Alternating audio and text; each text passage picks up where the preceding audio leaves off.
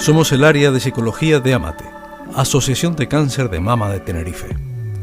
Bienvenidos a este nuevo episodio de nuestro podcast de AMATE, un espacio trimestral donde trabajaremos información relacionada con la salud para que aprendamos juntos a vivir mejor. Un espacio en el que podrás aprender a conocerte mejor y donde hoy trabajaremos el tema de la desmitificación de las emociones. ¿Qué son las emociones? Cada vez que he lanzado esta pregunta en terapia individual o en talleres grupales, las personas contestan cosas del tipo, pues la alegría, la tristeza, el miedo, esos son las emociones. Lo cual no es que sea incorrecto, porque efectivamente son emociones. Pero, ¿qué es la emoción en sí? ¿Cómo la definimos? Una definición que me gustaría destacar es la de la RAE. La define como una alteración del ánimo intensa y pasajera, agradable o desagradable, que va acompañada de cierta conmoción somática.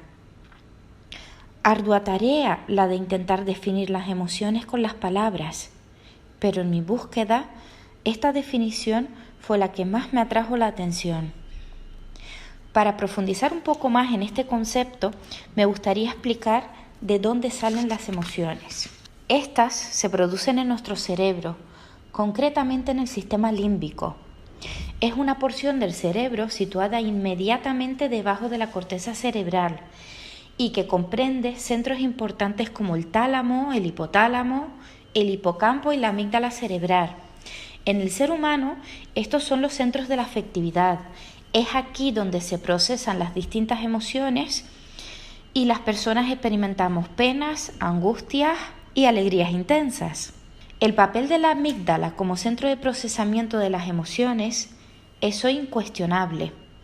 Pacientes con la amígdala lesionada ya no son capaces de reconocer la expresión de un rostro o si una persona está contenta o triste. Además, numerosas investigaciones han demostrado que hay 5 emociones básicas, universales, con las que todos los seres humanos nacemos. Estas son la alegría, la tristeza, el miedo, la rabia y el asco. Dicho esto, la gran pregunta es, ¿por qué nuestro cerebro viene de fábrica con estas emociones? Sobre todo cuando nos esforzamos tanto, muchas veces por no tener miedo, no estar tristes o enfadados. La respuesta es sencilla. Nacemos con ellas porque son adaptativas y cumplen funciones específicas, al igual que todo lo demás con lo que venimos de fábrica. Pero esta idea es más difícil de encajar porque no es algo tangible que veamos a simple vista. Si nos miramos en el espejo, podemos hacer un repaso a nuestro cuerpo y comprender por qué tenemos rostro, manos, piernas. Y nos es fácil nombrar su función. Pero si nos preguntan por qué es adaptativa la rabia, por ejemplo, ¿sabemos contestar?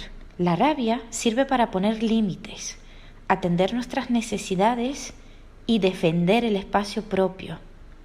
El miedo sirve para protegernos y mantenernos a salvo en el mundo. La tristeza sirve para pararnos y hacer cambios en nuestras vidas cuando no nos gusta cómo estamos viviendo, para gestionar pérdidas y apreciar aspectos de la vida que antes de la pérdida no hacíamos. Una vez leí un escrito del psiquiatra Vicente Simón que se titula La depresión como oportunidad y me gustaría compartirles el siguiente extracto. Una vez la persona ha sido capaz de aceptar su estado depresivo tal como es y ha logrado desidentificarse de los sentimientos negativos hacia su persona, puede comenzar a vivir toda su situación de manera positiva.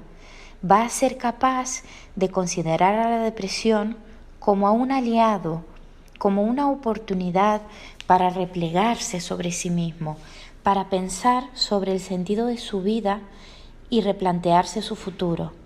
Una oportunidad, en definitiva, para descubrirse a sí mismo y para reorientar su camino. Cambiando de emoción, podemos decir que el asco sirve para evitar situaciones desagradables o potencialmente dañinas para la salud, sobre todo a través de estímulos visuales u olfativos.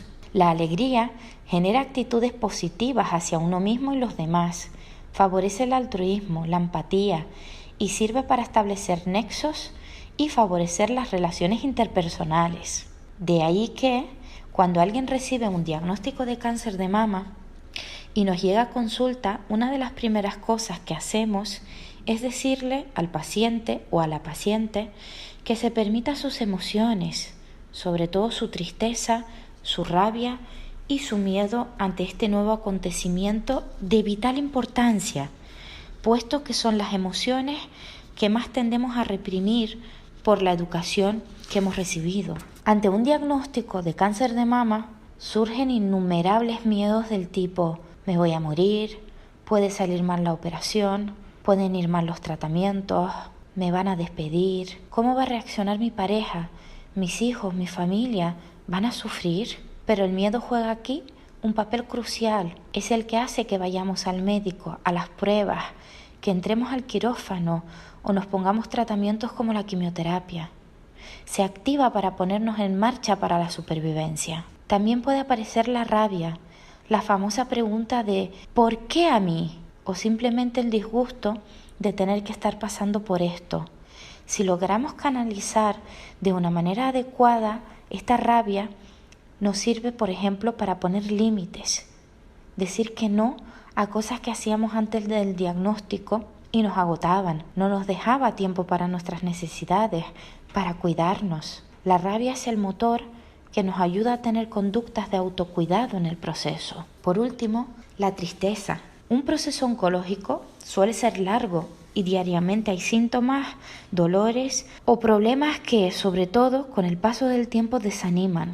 Pero esta emoción, si la reconocemos y nos la permitimos, nos ayuda a parar, a descansar, a reflexionar sobre cambios que necesitamos en nuestras vidas o a darnos tiempo para aceptar la pérdida de una parte del cuerpo como la mama. ¿Estas emociones nos pueden jugar malas pasadas y sentirnos desbordados o sobrepasados? La respuesta es clara, sí. Pero ¿cómo ocurre eso? Se convierten en desadaptativas si no nos las permitimos. Si nos han enseñado que hay que ser fuertes, que no hay que tener miedo, llorar o enfadarse, y llevamos toda la vida intentando acatar estas enseñanzas, frente a un proceso oncológico, lo más probable es que ya no podamos mantener ese muro que hemos construido para protegernos de nuestras emociones y florezcan todas de golpe. Aunque nos sintamos abrumados o abrumadas y no sepamos qué hacer, el primer paso es reconocerlas y empezar a permitírnoslas.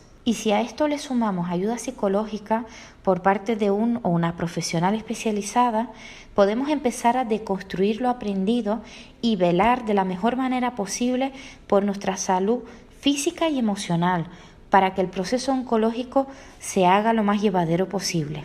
Además, recomiendo conversar sobre cómo nos sentimos. La ventilación emocional es clave para que éstas no se cronifiquen. O simplemente escribir sobre cómo estamos. Otra manera más de exteriorizar y hacernos conscientes de qué nos ocurre. Expresar nuestras emociones a través de un acto creativo, aprender herramientas como la meditación, mantenernos activos y comer de una manera saludable, todo ello ayuda y suma a nuestro bienestar.